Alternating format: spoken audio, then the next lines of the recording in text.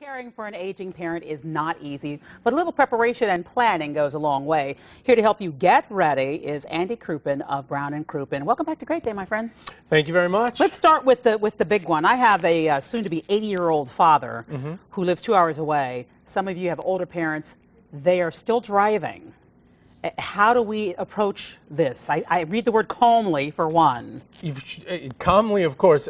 This is obviously a sensitive topic because what you're doing, in their minds at least, is you're taking away a part of their independence and a part of their mobility. You know, the first thing is you want to look for signs of maybe unexplained damage on the car to see if they're hitting things in parking lots. You want to see for changes in mental state or else physical condition. You know, are their eyes still working well? Because, you know, you don't need to address it prematurely.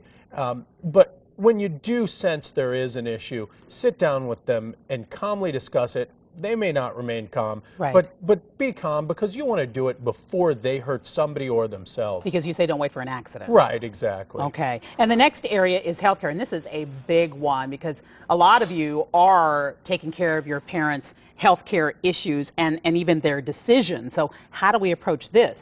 Well, stay informed. It's really often a good idea to go with them to doctor's appointments. As long as they'll let you. Some people are very private, but you want to try to get a sense of what medications they're taking, what issues they're having, if they have diabetes, heart conditions. If you are dealing with somebody who's very private, sometimes what you can do is have them write down, with the help of their doctor or nurse, all the medications they're taking, all the serious medical conditions you want to track, put them in an envelope, seal it up, and say, listen, I will keep this here. I will only use it in case of an emergency, because in an emergency situation, you're going to need it. You're going to need that. Because I can't call their doctor and say anything, really, without their permission. Well, you can say all you want. You're not going to get that info. Exactly. And I have a lot of you, your parents live out of town. Mine live out of town. And when I'm aware that my parents have a doctor's appointment, I go over questions with them. That's something that we can do as well, isn't it? Sure, sure. It's very helpful. And with their permission, you can also probably speak to their doctor. Or if you have siblings who live closer, you know, you just want to stay aware of what's going on with them. Now let's talk about their finances. And you just mentioned the word private.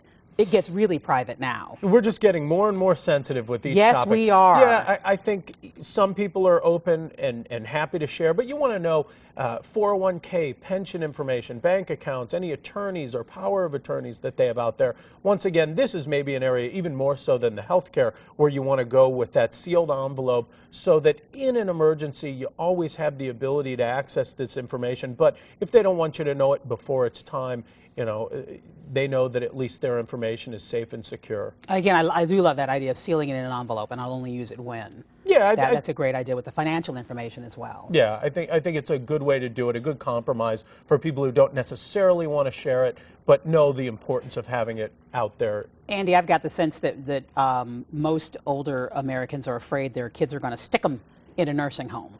Oh, I talk to my dad about it every day. No. A little after lunch. Didn't see that coming. No. Yeah, I think that's a big fear, and obviously most people would rather keep a loved one at home and care for them and have them there. The problem is sometimes if you're not equipped to deal with the medical conditions they have, sometimes you have no choice. Sometimes after a fall or a serious illness, a hospital will leave you no choice but to discharge them to a long-term or short-term care facility.